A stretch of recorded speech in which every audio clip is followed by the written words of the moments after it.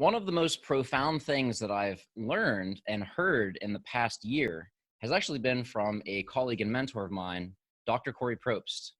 We eat how we live. Just think about that. We eat how we live.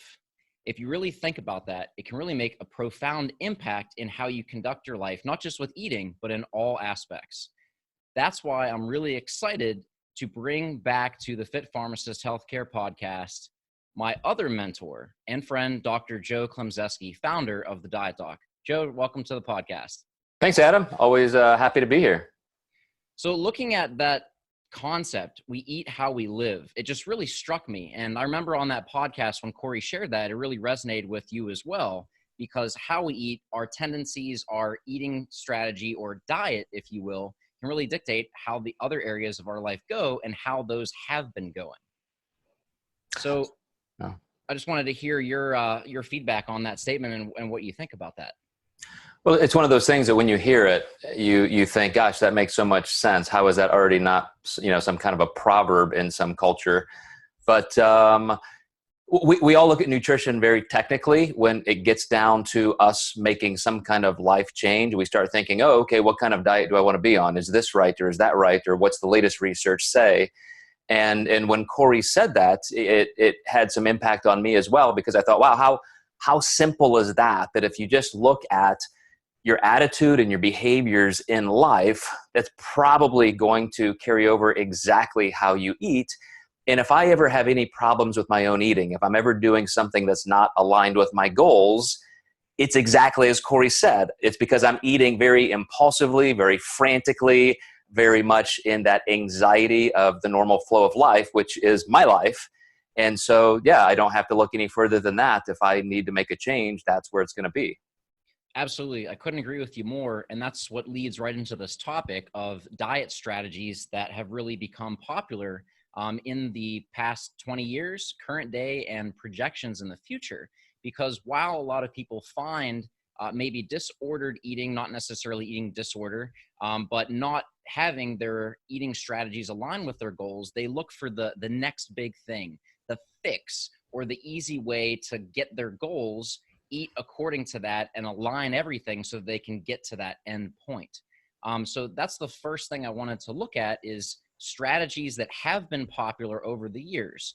So I just wanted to see if you could walk us through popular diets in the last 10 or 20 years, just looking at a broad scope, why they became popular, how they got into the scene as being this sort of craze, and why we're not doing them anymore. Mm-hmm. Yeah, I would even go back to what I think is probably the etiology of modern dieting, and probably prior to the 1940s, 50s, I don't think a lot of our culture was paying attention because we didn't have that problem. I mean, we're just coming out of the Great Depression, World War I, World War II. So it wasn't until about the 50s that there was a physician who started looking at, well, hey, I notice if I cut out carbs, I get a very rapid weight loss. So there was a physician who started the preamble to what ketogenic dieting would be.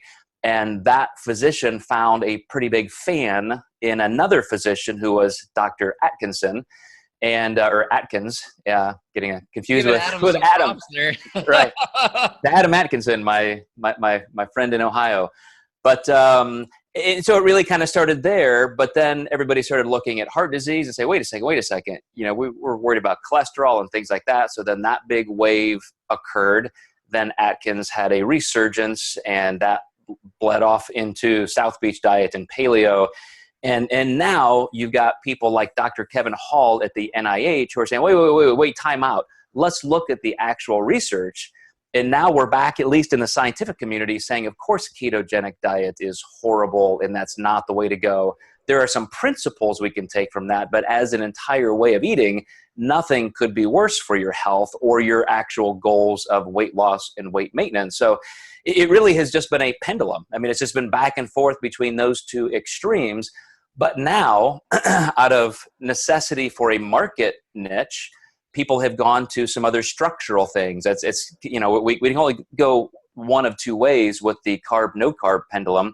So now people have got into some of the structural things, which is why we've got intermittent fasting and time restricted eating.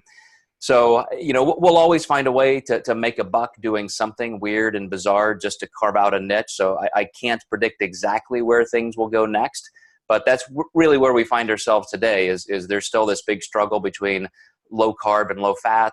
And now people are starting to, work in different forms of fasting and time restricted eating. Absolutely. Thank you for walking us through that. So if we look at the different ways of manipulating the macros, the carb, protein, and fat, if we look at, what works, it's simple, right? Eat well, quote, and exercise. But because it's so simple, people think that it can't be that easy. There's got to be some sort of extreme approach to get these, quote, extreme results that I want. So is that kind of why these diets catch on? Because it's, no carb or all carb and no fat and all protein, things like that. Just looking at a broader scope, why these types of diets catch on? Is it more of a marketability standpoint, or is there anything that you have seen that makes that sticky for that short period of time? I think one of the greatest problems we're having is simply with the culture being busier and being more reliant on fast food. So when I was working on my dissertation for my second doctorate, it was in health education, and I chose to write a book and do a literature review on childhood obesity. And around that same time, Congress was commissioned to do their own study, and they took all of their resources, looked at every single government agency. I think there were something like 13 panels or 13 governmental agencies that came together, created this document, and they walked through every single thing that's hitting us, all the way from 80% of Saturday morning cartoons aimed at kids were, high sugar cereals and snacks, to there's a McDonald's on every corner. But one of the greatest changes they found was simply we went from, maybe eating out once a month as a family in our society because of a special occasion, a birthday, Mother's Day, to all of a sudden everybody's averaging about 3 times a week. And you and I know a lot of people who are eating out once or twice a day, every day. That's just where we get our food. And the hardest thing to do is you think you're eating somewhat healthy, some salads, foregoing the French fries or this or that, being careful, conscientious about how you order. But the density in those foods you eat when you're eating out, if you're not just ultra careful, you can eat twice the calories you think you're eating. So a lot of people are just blindsided by the fact they have no idea what they're actually consuming. So when you start tracking macronutrients, when you're looking at protein, carbs, and fats, you're looking not only at restaurant menus, but picking out individual ingredients, and you're weighing and tracking things. Even though you may not have to do that forever, at least going through that exercise opens your eyes to the fact that you really have to pay attention to every single meal. That's such a great point, Joe. And one of the things that I tell my clients when they're eating out is be really specific. So a lot of people, they're just trying to make a good decision. So they want like a side of broccoli instead of French fries. Well, what they don't know is almost every single restaurant douses that in butter and oil. So you think you're getting low fat, but really you might as well get a hamburger that's 80-20 fat ratio. So that kind of blows people's minds, because when they order it that way out, it tastes a lot different, less flavorful, but it's a lot different because there is that awareness. So I think that's huge. Now, looking at what you said about trends with being busy and eating out and eating on the go and things like that, that creates a market, and correct me if I'm wrong, but that kind of creates a market for businesses to attract business and get people in the door. Then you have people wanting value. So you get those larger portion sizes, value meals and things like that. But we started to see that led to overconsumption. So then there was some sort of legislation or rule that a lot of restaurants, I believe it's if you have 15 or more locations in like a chain, you have to provide the calorie nutrient for each menu item. But what really blew my mind is, even despite those, let's say a meal is 800 calories, there's been independent groups that go out and test these foods that find the actual calorie content that's stated is 2, sometimes 3 times more than what's on the menu. So you might be intending to order something that's 800 calories, but it's 2,000. Absolutely. There's no question. I've done some consulting for restaurants, and these guys know their products. I mean, they get down when they're looking at price points. They will say, okay, this particular dish has 1 ounce of this, half an ounce of this, and they're doing their food cost due diligence. But then when you're the cook in the kitchen and you're having to, fry this thing or bake this thing, I mean, you just wouldn't imagine the amount. I've worked in restaurants. You wouldn't imagine the amounts of oils and things like that end up just in the preparation, not even in the recipe itself. And so, yeah, it's just stunning. When I travel, because that's what I'm going to eat at the most. If I take most of my food, I'm going to be fine. I'm going to come back a little bit lighter or in the same position. If I rely on eating out, even trying to make really good decisions, I'm always coming back home, up a couple pounds. And it's just the inaccuracies that you're talking about.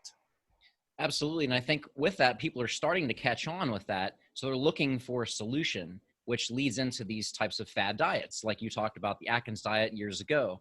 Now we have two of the more popular ones, the keto diet and the intermittent fasting, which we touched on in another podcast. But I do want to talk about, there's lots of opinions and this is better, that is better. But there was recently, not too long ago, a study that came out talking about the different diets in regards to sustainability and outcomes, I believe. I'm just ranking all of the most popular diets out there. Can you just explain a little bit about that study? Do you know which one I'm referring to? Well, if it's the one I think of, U.S. News and World Report always does a ranking like this, almost like Consumer Digest. And they went through the 59 named diets that are on the market that they could find. And then they again, almost like a literature review. They looked at all the studies. They just lined them up and put it in spreadsheets and ran it through algorithms. And they found that if you're looking for actual weight loss over time, not just how much can you lose this week, and then sustainability, yes, low carb ketogenic diets did not even appear. They just were not even in the ballpark. And so, that kind of aligns with other studies I've seen out of Harvard and a couple other places showing that ketogenic dieting, and that's low carb dieting, high fat, are not only the least sustainable, they are the ones that lead most to eating disorders, specifically binge eating disorder. And anybody who's ever done a diet like that, you just know that instinctively, because you can do really well for a few days and then you will binge. You are starving yourself, literally starving yourself biologically to a point where instinctively you will just binge. That there's no way around it. Wow. So not only does it not effective, but actually causes harm in a lot of ways. So that's one thing that I just wanted to touch on. Not that it's not right for you. There are some instances, but it's something to consider for all of the things that become popular, hyped in the media. It's just something to look at, that what's popular might not always be the best. So that's kind of what I wanted to touch on overall with the fad diets that we've seen through the years, is this move towards extreme elimination or extreme augmentation of a particular macronutrient like carbohydrates. And then over time, once more and more people try this, they start to say, hey, I feel like garbage. My performance in the gym is suffering. This is leading to eating disorders and other things. And then it starts to move in the other direction, which is this kind of pendulum effect that we mentioned about just overall the fad diets. So can you just kind of touch on and explain that pendulum effect, or I don't know if I worded that correctly, but just the overall schematic that you've seen over the years, because you've been in this industry your entire career. Yeah, I don't know if we're actually going to see much of a swing of that pendulum any longer. It's almost like there's this dichotomy, and we think in binary terms anyway as primates. And so we just look at, okay, you can either have a low carb or low fat diet, pick one and go. I really don't see low fat diets making a big comeback, because it's just not that novel. We've been singing from that songbook for too long. So last year for a publisher, I had to do a little review of the top selling diet books out there. And I think 11 of the top 100 selling books on Amazon for the year were nutrition and diet books. Every single one of them were ketogenic books. So it's just not sexy or market niche oriented to say eat lower fat. Keto is just too in, because you get an extreme result initially, because as soon as your body goes through all of your stored glycogen for 2 or 3 days, you lose a ton of water, You're going to get on the scale and you're going to be so happy you're down 5 or 6 pounds in just a couple of days. You'll feel lighter and tighter. And then you will, if you were to stay with it, you would absolutely lose the most body fat the fastest, but at the cost of not only mental acuity. Other research shows you actually lose brain power. You're not going to be as clear. You're not going to be able to, call up your mental faculties as well. You're not going to do as well on exams, recalling information, all that. But you suppress your metabolism. So now you're pushing that spring downward to the point where when you're not dieting, you're going to gain body fat back even faster. And you're also losing lean body mass. So you're literally losing muscle and putting yourself in a position to gain body fat back. That's if you do a ketogenic / low carb diet like it should be done, which is actually without eating carbs. But most people can't do that. So they end up doing a modified version where it's almost like binge, purge, because they get in that cycle of, I can't do this. They break down, they eat some carbs, and then they get frustrated and they try it again. And if they just used a managed carbohydrate approach, use enough carbohydrates to avoid all of those complications, it's like the tortoise and the hare. You're going to get there. You're going to be in much better condition physically. You're actually going to meet your goals, and you're going to find out you did it in a way that's very sustainable. You can continue living your life that way. Absolutely. Wow. So all those amazing things that you mentioned about keto, I can't believe I haven't signed up yet. So looking at that, especially with cognitive performance, for those of you listening who are in pharmacy school or looking to begin, or even as a pharmacist working long shifts, you need that. You need to be on your game. So if you're feeling foggy and you don't have that energy, that can really be detrimental to your career, not to mention your workouts. So that's just something to keep in mind. Again, like Dr. Joe said, for the long term, for that consistency.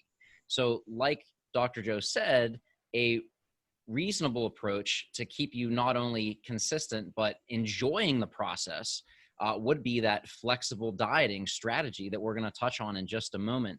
But before we go on, I just wanted to hear, because keto has been gaining momentum and just popularity, do you see or predict anything changing from that in the near future, as far as the popularity of keto, how long that will stick around, and if there is a shift, where that will go to? Well, it just popped into my head, Adam, that maybe we should be the ones that create the shift, because I don't think it's going to go away. But in terms of how to market it and how to capture some market share, you have to repackage it differently, just like South Beach did. So you had Atkins, in their tagline was basically you could eat all the bacon, beef, butter, burgers, all that stuff you want and still lose weight. So a lot of guys are thinking, that's amazing, that's my diet. Then you got South Beach who said, wait a second, let's throw all that saturated fat to the side for a minute, and let's get in some good essential fatty acids and put a health spin on this. So South Beach was created by a cardiovascular surgeon. Then paleo came out, which is not a ketogenic diet by any stretch, because you're still eating some fruit, more vegetables, even some root type starches. So to me, if you're going to have a managed carb diet, that's at least the way to go. But I really do see somebody in the future saying, we're going to at least call this low carb, but we're going to sneak in enough starch or something so people can actually do this, which is really, I'm just describing, somewhat of a flexible dieting approach. But I have no doubt somebody's going to do that and make billions, because people are just gullible and will go for those quick marketing taglines. But what I really think you have to consider is, even if something is functionally doable, like, people who do ketogenic, I can hear the naysayers out there saying, wait, there are experts out there who disagree with you, Joe. There are people out there who say, if you actually do ketogenic, 0 carbs long enough, you get 2 or 3 months down the road, you get keto adaptive, so you do feel better. And even for athletic performance, if you are keto adaptive, meaning you can't cheat, you're not going to have that Oreo cookie, you're not going to get that handful of Doritos, it's 0 carbs for months, then your body can even adapt to the point where you get a 40% increase in ability to use fat for energy.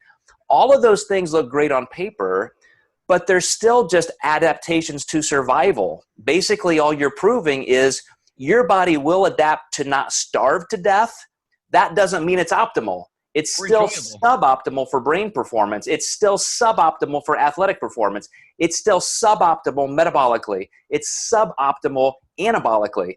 There's nothing better about it, even though you're going to get people saying, oh, wait, look, there's this one study that shows you can, quote, adapt.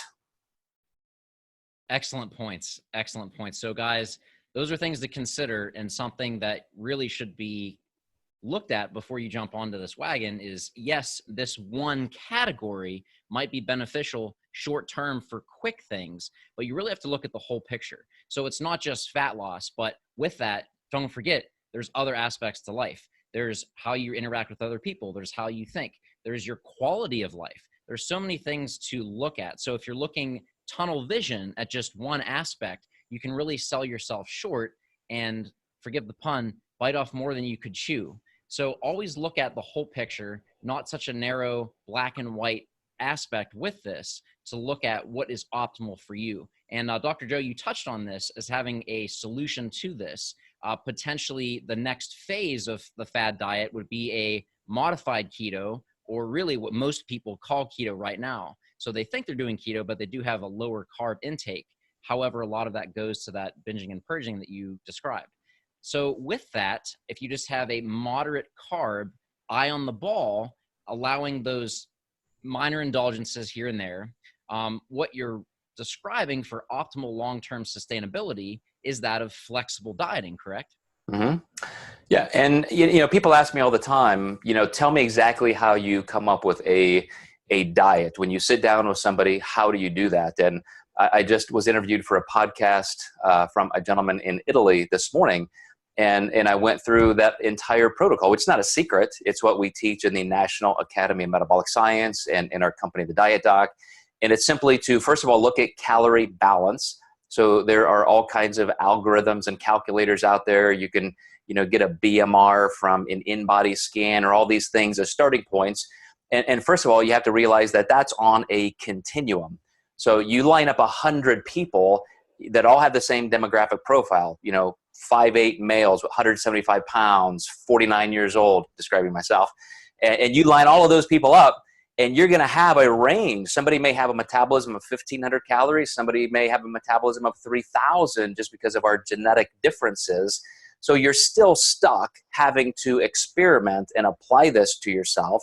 But once you have that calorie range, now you have to decide how much protein, carbs, and fat.